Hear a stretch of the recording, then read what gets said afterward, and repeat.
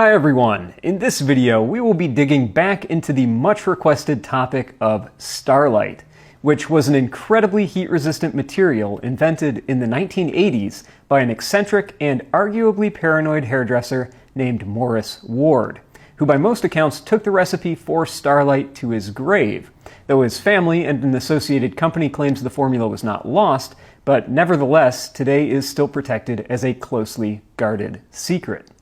This material was tested in the 90s by several international agencies, including NASA and the Atomic Weapons Establishment in the UK. The results of those tests led Mr. Ward to claim that his fireproof putty successfully resisted the temperatures of an atomic bomb, more than 10,000 degrees Celsius.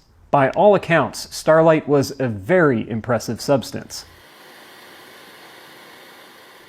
In a successful attempt to gain publicity for his invention, Morris Ward demonstrated starlight on television, showing how it could protect an egg for 5 long minutes from the extreme heat of a butane torch. It was this footage, along with other clips filmed at the time, that allowed me to make an educated guess about how starlight worked. In a previous video on the subject, I demonstrated my own material that could also protect an egg and my hand from a propane torch. I used household ingredients, namely baking soda, cornstarch, and common white PVA glue. In this video, I will show an improved version of my formula. I'll speak more about the history of starlight and why I believe it was never commercialized, and then we'll look at the chemistry and application of some similar fireproofing products that you may be surprised to learn have made it to the open market. My original observation of starlight was that as it was heated, it generates a carbon foam, which expands outward toward the source of heat. This physically pushes the flame away from the object the starlight is protecting, and the carbon foam also has insulating properties, so the transfer of heat is doubly reduced. I realized I could replicate this effect with a variety of ingredients. At least one ingredient must be a chemical that contains carbon and releases that carbon when it burns, and another must be a chemical that, when heated, releases a gas like CO2, thus inflating the carbon as it forms, turning it into a carbon foam. Cornstarch and baking soda were the two chemicals I selected to fill these roles in my last video, and as you've seen, the result was quite impressive.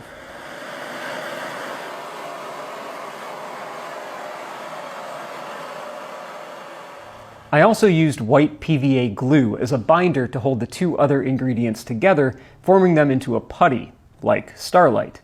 My new recipe offers several improvements on my former 3-part formula. First of all, I've cut the cost in half, at least, by eliminating the most expensive ingredient, which was the glue.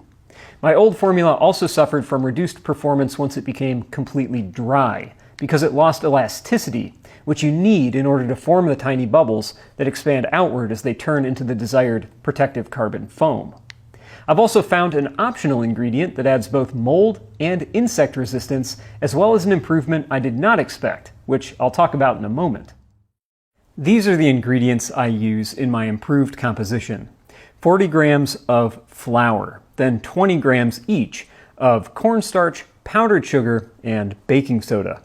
Combining this together with approximately 25 grams of water creates a workable dough. It may seem like a lousy cookie recipe, but each of these ingredients serves a specific and important purpose.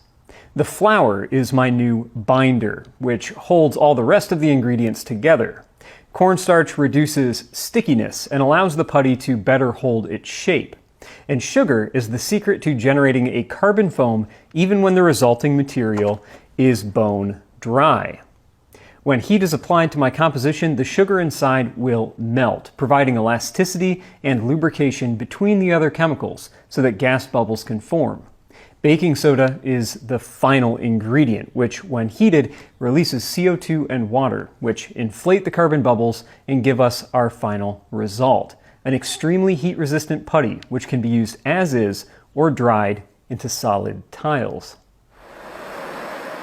The flame my propane torch generates is almost 2,000 degrees Celsius, and I can hold it against a tile in my hand for several minutes before it becomes uncomfortable.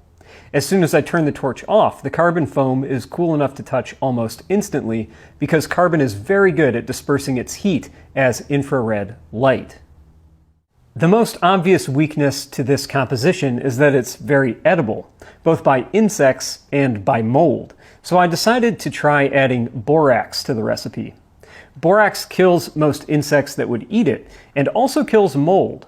Similar to baking soda, it releases water vapor as gas when heated, so borax could replace baking soda in my formula entirely. The resulting carbon foam is slightly less insulating to heat, but the added resistance to rot and insects may be worthwhile. One discovery that surprised me in my tests with borax was that the carbon foam generated by a borax-containing composition is significantly stronger physically than any foam I had generated before. The hardness, if you can believe it, is about the same as an alumina fire brick, which may open some new opportunities for how these normally very fragile carbon foams could be used. This might be an idea I explore in future videos.